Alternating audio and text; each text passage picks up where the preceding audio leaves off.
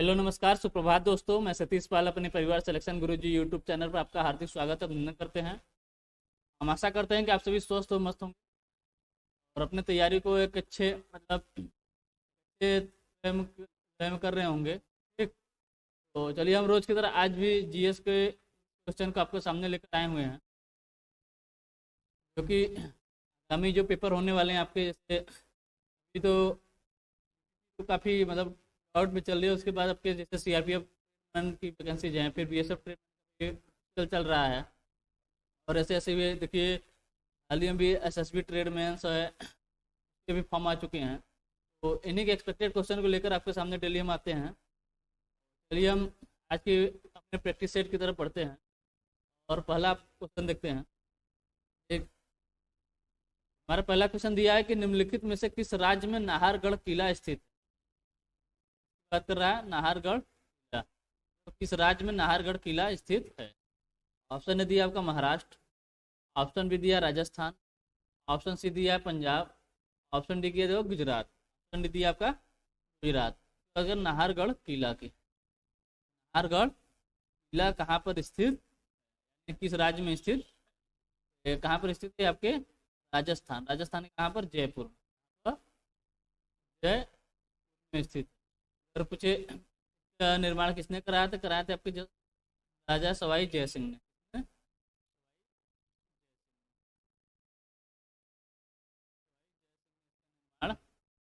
ठीक, option B हमारा राजस्थान सही होता है। राज्य में स्थित नाहरगढ़ किला आपके राजस्थान में स्थित।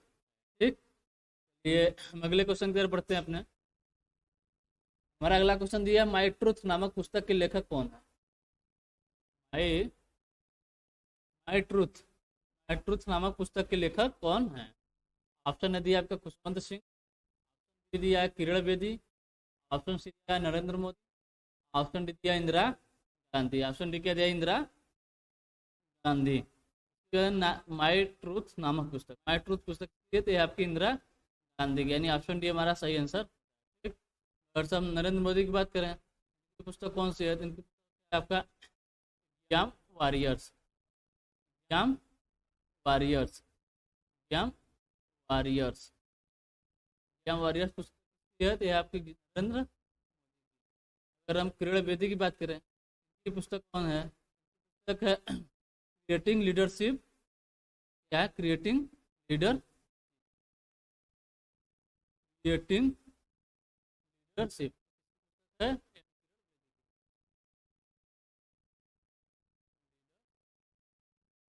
क्रिएटिंग लीडरशिप है ये आपके किरण। ठीक, अगर से हम खुशवंत सिंह की बात करें तो आपका पाकिस्तान मेल। क्या? पाकिस्तान,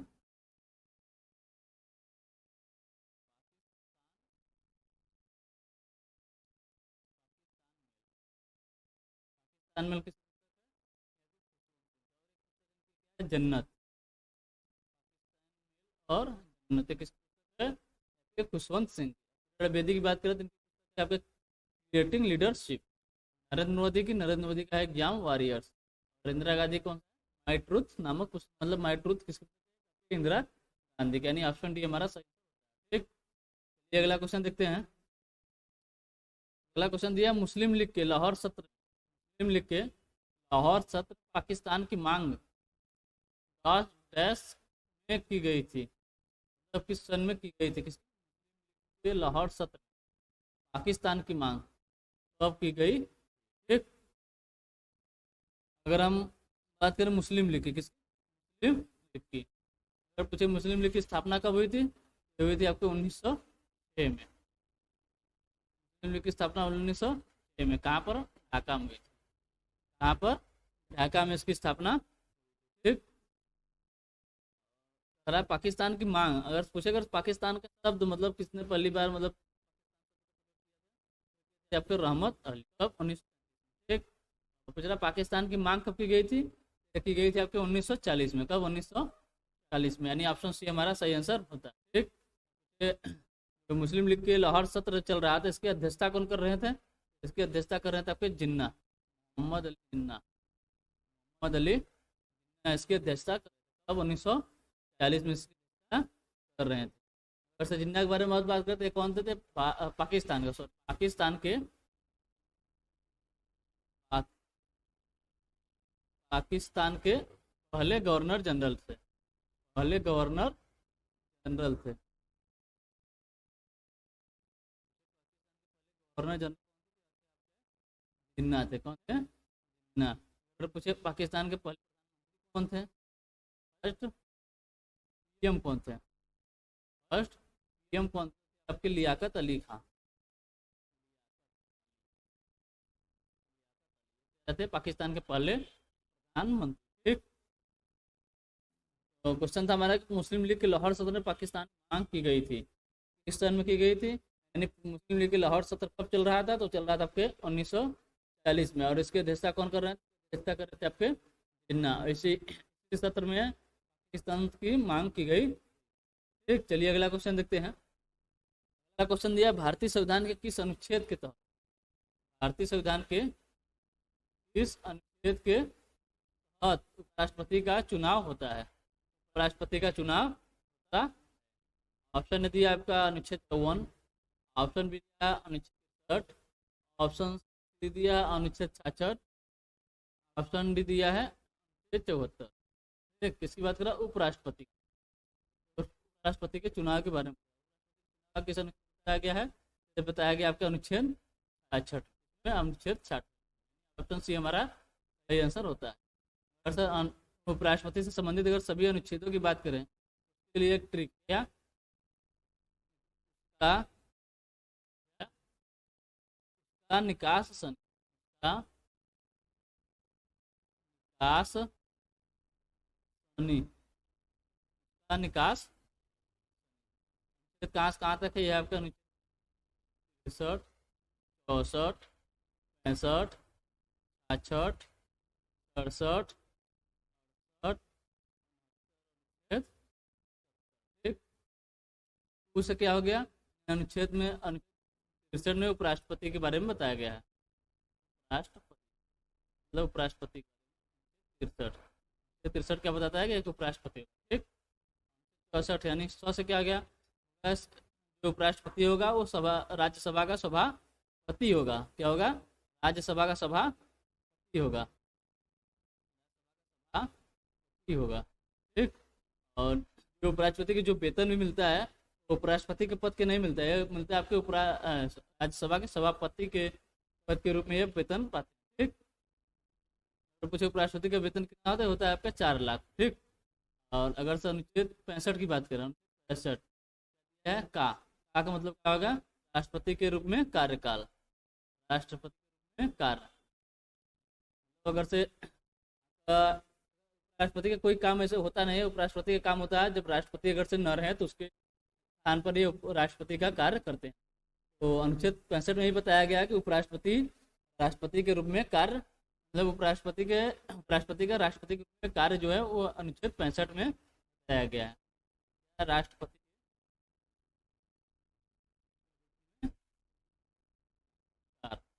ठीक, और अनुच्छेद 66 क्या बताया गया है? इसे मतलब निर्वाचन, निर्वाचन। ठीक, राष्ट्रपति के निर्वाचन अनुच्छेद 66। फिर आगे आपका अनुच्छेद 67, इसमें भी क्या दिया है? यानी उपराष्ट्रपति के इसमें कार्यकाल बताया गया, कार्यकाल।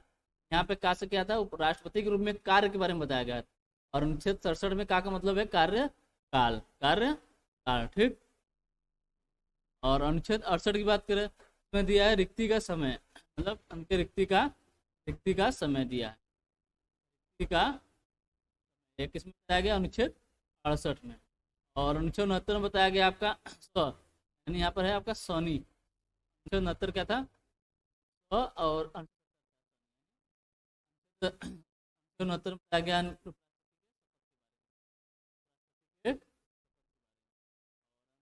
क्या बताया गया है? कार्य का निर्वहन के बारे में बताया, कार्य का निर्वहन बताया गया, अनुच्छेद 70 में बताया गया। ठीक, एक बार फिर से देख लेते हैं। बात कर रहा था भारतीय संविधान के किस अनुच्छेद के तहत उपराष्ट्रपति का चुनाव होता है। तो हम अगर सब पूरे उपराष्ट्रपति के मतलब अनुच्छेद की बात करें, कहाँ से अनुच्छेद 63 लेके 70 तक। इलेक्ट्रिक क्या था उसका का निकास सनी अनुच्छेद 63 मतलब उपराष्ट्रपति। 64 ऐसा मतलब सभापति के रूप में कार्य करेगा। अरे उपराष्ट्रपति जो होता है वो सभापति होता है, राज्यसभा का सभापति होता है। अनुच्छेद 65 का मतलब राष्ट्रपति के रूप में कार्य करेगा। 66 मतलब निर्वाचन। अनुच्छेद 67 यानी का मतलब क्या कार्यकाल। अनुच्छेद 68 यस मतलब रिक्ति का समय, मतलब रिक्ति का समय। अनुच्छेद 69 क्या दिया यानी शपथ यानी कार्य का निर्वहन। ठीक,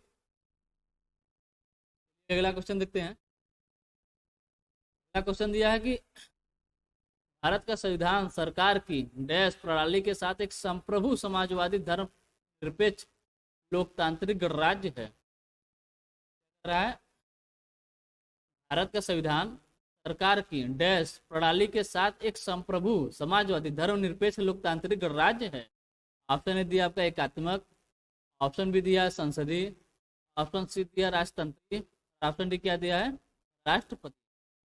भारत का संविधान सरकार की संसदीय प्रणाली के साथ एक संप्रभु समाजवादी धर्मनिरपेक्ष लोकतांत्रिक राज्य, यानी ऑप्शन बी हमारा सही आंसर होता है। ठीक, अगला क्वेश्चन देखते हैं। अगला क्वेश्चन दिया है भ्रूण के किस चरण में, भ्रूण के किस चरण में शरीर के सभी अंगों की पहचान की जा सकती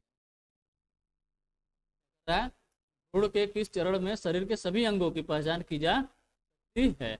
ऑप्शन ए दिया आपका जाइगोट, ऑप्शन बी दिया एम्ब्रियो, ऑप्शन सी दिया है फीटस और ऑप्शन डी क्या दिया है ओवम। ऑप्शन डी दिया आपका ओवम। तो भ्रूण के किस चरण में शरीर के सभी अंगों की पहचान की जा सकती है, एक फीटस में। फीटस में शरीर के सभी अंगों की पहचान की जा सकती है, यानी ऑप्शन सी हमारा सही आंसर होता है। ठीक, अगला क्वेश्चन देखते हैं। अगला क्वेश्चन दिया है कि बनारस हिंदू विश्वविद्यालय किस वर्ष स्थापित किया गया था। बनारस हिंदू विश्वविद्यालय किस वर्ष स्थापित किया गया। ऑप्शन ए दिया आपका, ऑप्शन ए क्या दिया 1902, ऑप्शन बी दिया 1910, ऑप्शन सी दिया 1916 और ऑप्शन डी क्या दिया है 1921। ऑप्शन डी दिया 1921।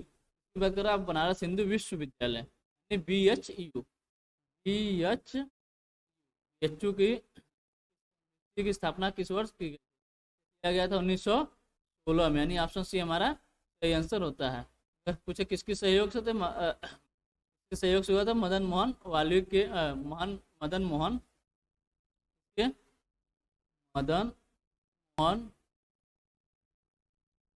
मालवीय के प्रयासों से हुआ था। मदन मोहन के प्रयासों से स्थापना हुई थी। यह होती है आपकी विद्यालय की स्थापना हुई थी। ठीक, अगर पूछे जो BHU थी इसका पहले नाम क्या था, पहले नाम था आपका सेंट्रल हिंदू कॉलेज, जिसकी स्थापना किसने किया था, की थी आपकी एनी बेसेंट या central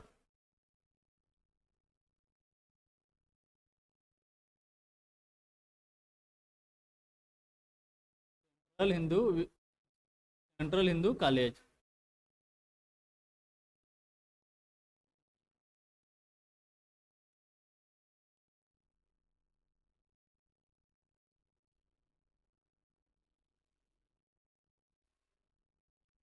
central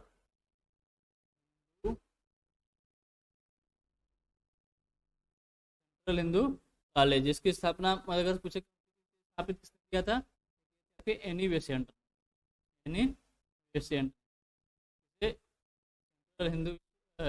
central Hindu college की स्थापना।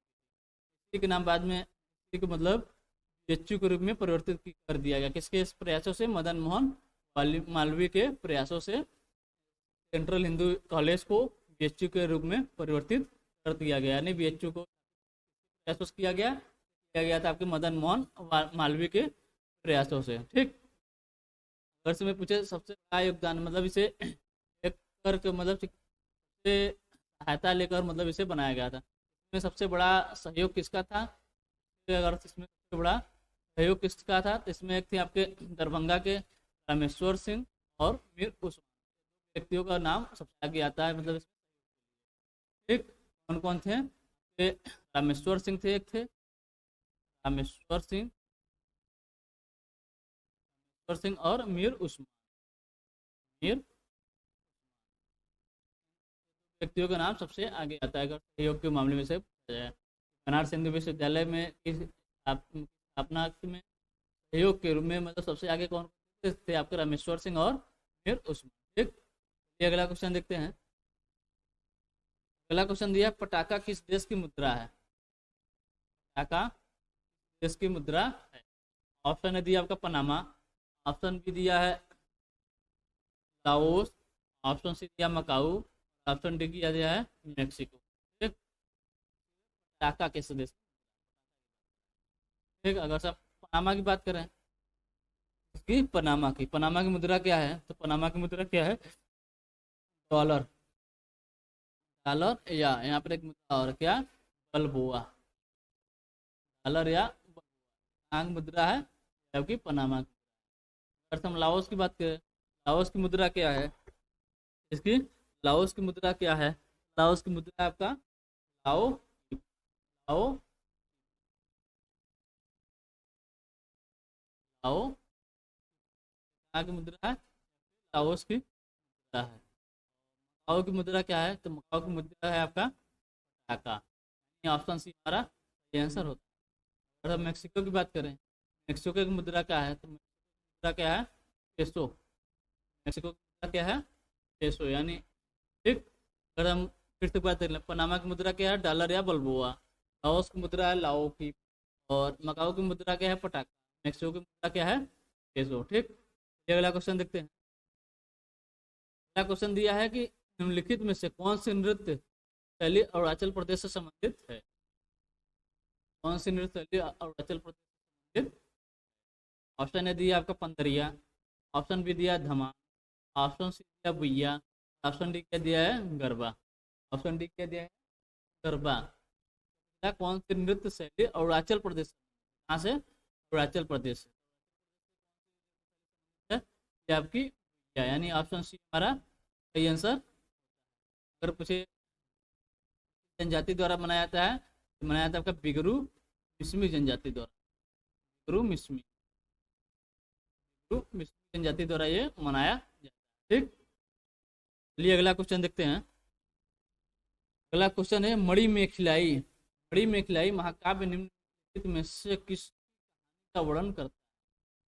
मणि मेखिलाई महाकाव्य निम्नलिखित का वर्णन करता है। ऑप्शन ए दिया आपका कोवलन और माधवी की। ऑप्शन भी दिया आपका कोवलन की पत्नी माधवी। ऑप्शन दिया आपका कोवलन की। ऑप्शन डी दिया आपका कोवलन और माधवी के बेटे। तो मणि मेखिलाई महाकाव्य निम्नलिखित का वर्णन करता, कहानी का वर्णन करता है मणि मेखिलाई। में आपके कोवलन और माधवी की बेटी का, कोवलन और माधवी की बेटी का यानी ऑप्शन ए हमारा सही आंसर होता है। अगर पूछे इसके लेखक कौन है?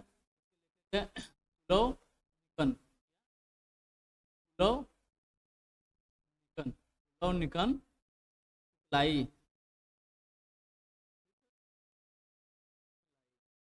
निकन सितलाई सतार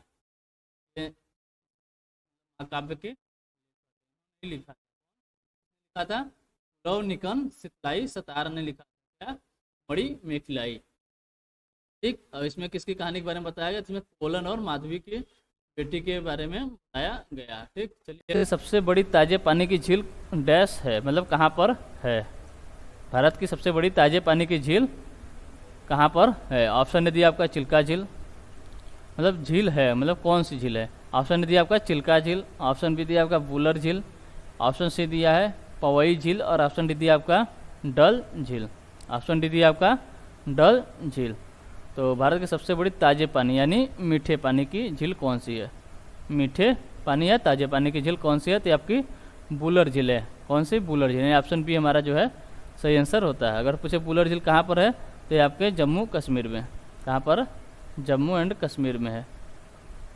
ऑप्शन ए दिया आपका चिल्का झील। तो चिल्का झील की अगर बात करें, चिल्का झील कहाँ पर है? तो आपके उड़ीसा में है। कहाँ पर है? उड़ीसा में है। भारत की सबसे बड़ी खारे पानी की झील है ये, सबसे बड़ी खारे पानी की झील है।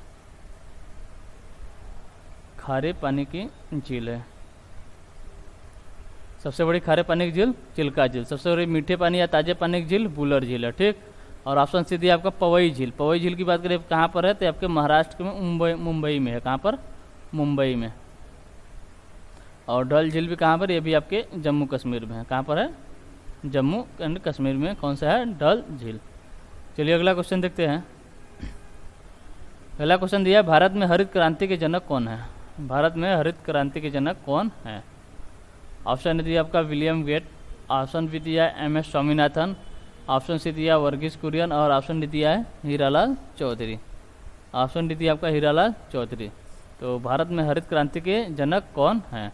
तो यहाँ आपके एम एस स्वामीनाथन, यानी ऑप्शन बी हमारा सही आंसर होता है। अगर हम वर्गीस कुरियन की बात करें तो कौन है? यह आपके एक किस नाम जानते हैं? तो वर्गीस कुरियन क्या है? ये श्वेत क्रांति के जनक। श्वेत क्रांति के जनक पूछे अगर भारत में कौन है, तो है आपके वर्गीस कुरियन। और हरित क्रांति के जनक ये आपके एम एस स्वामीनाथन। चलिए अगला क्वेश्चन देखते हैं। अगला क्वेश्चन दिया, निम्न में से कौन एल्यूमिनियम का सबसे महत्वपूर्ण अयस्क है?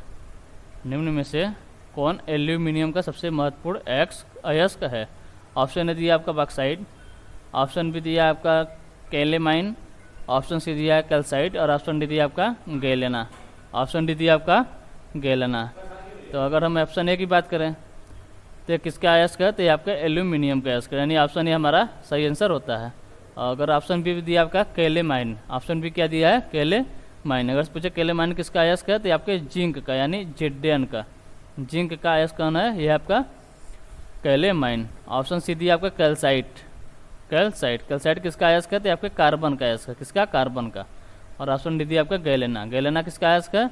आपके लेड, यानी पीबी, लेड का अयस्क कौन, मतलब गैलेना किसका अयस्क है? आपके लेड का है।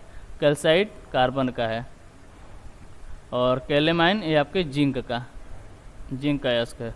और बॉक्साइट जो है आपके एल्युमिनियम का अयस्क है, यानी ऑप्शन ए हमारा सही आंसर होता है। चलिए अगला क्वेश्चन देखते हैं। अगला क्वेश्चन दिया है, निम्नलिखित में से किस भारतीय खिलाड़ी ने प्लेइंग टू विन नामक आत्मकथा लिखी है? निम्नलिखित में से किस भारतीय खिलाड़ी ने प्लेइंग टू विन नामक आत्मकथा लिखी है? ऑप्शन ए दिया आपका सानिया मिर्जा, ऑप्शन बी दिया आपका पीवी सिंधु और ऑप्शन सी दिया आपका साइना नेहवाल, ऑप्शन डी दिया कर्णम मल्लेश्वरी। ऑप्शन डी दिया आपका कर्णम मल्लेश्वरी।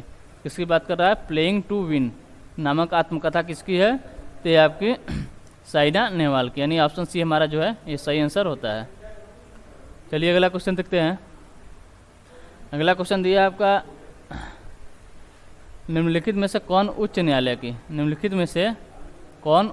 की पहली महिला मुख्य न्यायाधीश थी? निम्नलिखित में से कौन उच्च न्यायालय की पहली महिला मुख्य न्यायाधीश थी? ऑप्शन ए दिया आपका लीला सेठ, ऑप्शन बी दिया है अरुणा अशरफ अली, ऑप्शन सी दिया है फातिमा बीबी और ऑप्शन डी दिया आपका किरण बेदी। ऑप्शन डी क्या दिया है? किरण बेदी। किसकी बात करा? उच्च न्यायालय की पहली मुख्य न्यायाधीश, उच्च न्यायालय की पहली मुख्य न्यायाधीश। ये कौन थी आपकी? ये थी आपकी लीला सेठ। लीला सेठ कौन थी? आपकी उच्च न्यायालय की पहली महिला मुख्य न्यायाधीश थी। किस न्यायालय में थी? ये थी आपकी हिमाचल प्रदेश की। कहाँ पर? हिमाचल प्रदेश के हाई कोर्ट की पहली महिला मुख्य न्यायाधीश कौन थी? ये थी आपकी लीला सेठ। तो हिमाचल प्रदेश में बनी थी पहली, भारत की पहली महिला मुख्य न्यायाधीश थे, ठीक। अगर हम फातिमा बीबी की बात करें तो ये सुप्रीम कोर्ट की पहली महिला न्यायाधीश हैं। किसकी? सुप्रीम कोर्ट की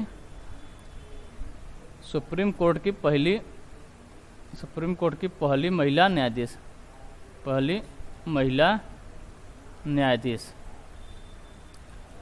सुप्रीम कोर्ट की पहली महिला न्यायाधीश पूछे तो यहाँ आपके फातिमा बीबी। और उच्च मतलब हाई कोर्ट की पहली महिला मुख्य न्यायाधीश पूछे तो वह आपके लीला सेठ, वह आपके कौन है? वह आपकी लीला सेठ हैं, ठीक। चलिए अगला क्वेश्चन देखते हैं। अगला क्वेश्चन दिया है, निम्नलिखित में से कौन सा अंतर्देशीय नदी बंदरगाह है? निम्नलिखित में से कौन सा अंतर्देशीय नदी बंदरगाह है? ऑप्शन ए दिया आपका कोलकाता, ऑप्शन बी दिया आपका पारादीप, ऑप्शन सी दिया आपका कांडला और ऑप्शन डी दिया विशाखापट्टनम। ऑप्शन डी दिया विशाखापट्टनम। अंतर्देशीय मतलब जो कि अंतर्देशीय मतलब होता है जो कि नदी पर, नदी पर बना बंदरगाह हो, अंतर्देशीय, समुद्र में बंदरगाह न हो। तो अंतर्देशीय नदी पे मतलब अंतर्देशीय नदी बंदरगाह कौन है, तो ये आपका कोलकाता बंदरगाह है। कोलकाता बंदरगाह है किस नदी के मुहाने पर है, यह आपके हुगली नदी के मुहाने पर। किस नदी पर, हुगली नदी के। ठीक। अगर से पूछे पारादीप बंदरगाह है ये आपके उड़ीसा में, कांडला बंदरगाह गुजरात, विशाखापट्टनम बंदरगाह आंध्र प्रदेश में है। ठीक। चलिए अगला क्वेश्चन देखते हैं। अगला क्वेश्चन दिया है, एशिया के नोबेल शांति पुरस्कार के रूप में किस पुरस्कार को जाना जाता है। एशिया के नोबेल शांति पुरस्कार के रूप में किस नोबेल पुरस्कार को किस पुरस्कार को जाना जाता है। ऑप्शन ए दिया आपका पुलित्जर पुरस्कार, ऑप्शन बी दिया आपका मैग्सेसे पुरस्कार, ऑप्शन सी दिया आपका DSC पुरस्कार, DSC पुरस्कार। ऑप्शन डी क्या दिया है, DSC पुरस्कार, DSC पुरस्कार। तो और ऑप्शन डी दिया आपका ग्रैमी पुरस्कार। एशिया के नोबेल शांति पुरस्कार के रूप में किस पुरस्कार को जाना जाता है, तो जाना जाता है मैग्सेसे पुरस्कार को। किसे, मैग्सेसे पुरस्कार को। अगर पूछे इसकी शुरू मतलब इसकी स्थापना इसे स्थापित कब किया गया था, तो किया गया था 1957 में। 1957 में किसके नाम पर, मतलब ये कहाँ पर है, तो ये फिलीपींस के पूर्व राष्ट्रपति, किसके, फिलीपींस के पूर्व राष्ट्रपति रेमन मैग्सेसे के नाम पर दिया जाता है।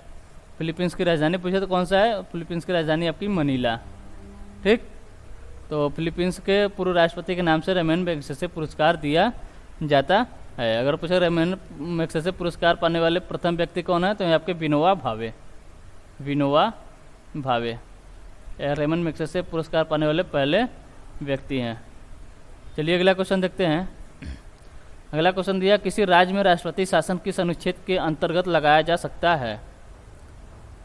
किसी राज्य में राष्ट्रपति शासन किस अनुच्छेद के अंतर्गत लगाया जा सकता है। ऑप्शन ए दिया अनुच्छेद 392, ऑप्शन बी दिया अनुच्छेद 354, ऑप्शन सी दिया अनुच्छेद 355 और ऑप्शन डी दिया अनुच्छेद 356। किसकी बात कर, राष्ट्रपति शासन किस अनुच्छेद के तहत लगाया जाता है, तो लगाया जाता है अनुच्छेद 356 के, अनुच्छेद 356, यानी ऑप्शन डी जो हमारा सही आंसर होता है।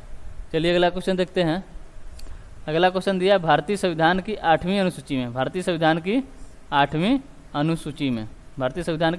अनुसूची में सिंधी भाषा को कब जोड़ा गया था। सिंधी भाषा को कब जोड़ा गया था।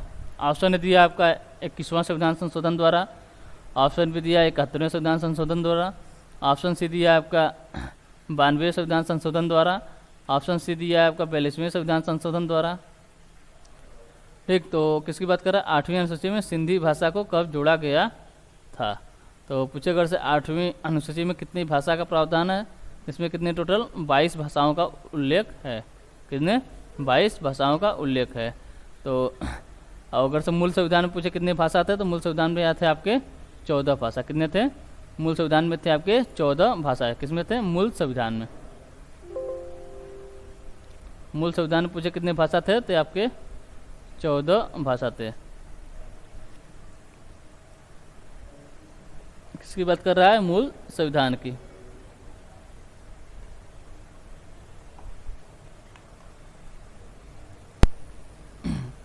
चलिए देखते हैं। पूछा है मूल संविधान में कितने भाषा थे। मूल संविधान में कितने भाषा थे। मूल संविधान में आपके 14 भाषा थे। कितने, 14 भाषा थे। मूल संविधान में 14 भाषा थे। अगर से 14 भाषाओं की बात करें तो 14 भाषा कौन कौन से थे, तो 14 भाषा थे आपके, जैसे एक तरफ देखते हैं। पहला हो गया जैसे आपका कश्मीरी, कौन सा, कश्मीरी। फिर आपका पंजाबी, कश्मीरी पंजाबी, हिंदी, बंगाली, आसामी, उड़िया, कौन सा, उड़िया। फिर इधर आइए गुजराती, मराठी, कौन सा, मराठी, तमिल, कन्नड़, तेलुगु, मलयालम, उर्दू, और संस्कृत। संस्कृत कितने हो गए हैं? कश्मीरी हो गया, पंजाबी हो गया, हिंदी हो गया, बंगाली, आसामी, उड़िया, गुजराती, मराठी, तमिल, कन्नड़, तेलुगु, मलयालम, उर्दू और संस्कृत। ये आपके मूल संविधान में 14 भाषाएं उल्लिखित थीं। अगर पूछे 15वां भाषा कौन था, तो 15वां भाषा था आपका सिंधी। 15वां भाषा कौन था? ये था आपका सिंधी। पूछे कब जोड़ा गया, तो जोड़ा गया था आपके 21वें संविधान संशोधन द्वारा। कब? 21वें संविधान संशोधन द्वारा। 21वें संविधान संशोधन द्वारा। ये कब हुआ था? 1967 में। कब? 1967 में 21वां संविधान संशोधन द्वारा सिंधी भाषा को जोड़ा गया था। ठीक, यानी ऑप्शन ये हमारा जो है वो सही आंसर होता है। और इसके बाद इसके बाद आपके 3 भाषा जोड़े जाते हैं। कौन कौन से? नमक, यानी नमक मतलब नेपाली, मणिपुरी, नमक, नेपाली, मणिपुरी और कोंकणी। ये आपके 71वें संविधान संशोधन द्वारा, 71वें संविधान संशोधन 1992 में से 3 भाषा को जोड़ा गया था। किस को? नेपाली, मणिपुरी और कोंकणी को। फिर इसके बाद आपके 4 भाषा जोड़े गए हैं। कौन कौन से? तो थे आपके MSDB, यानी बोडो, मतलब उधर से लेंगे तो बोडो, डोंगरी, संथाली, मैथिली। बोडो, डोंगरी, संथाली और मैथिली। बोडो, डोगरी, संथाली, मैथिली। ये किस संविधान संशोधन द्वारा है? तो इसके लिए ट्रिक है।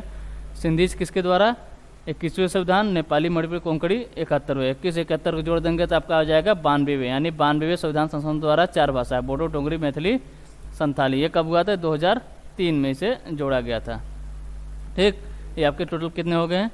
ये टोटल हो गए आपके 14 उधर थे, 4 3 7 1 8, 14 8 22 भाषाएं। टोटल कितने हो गए?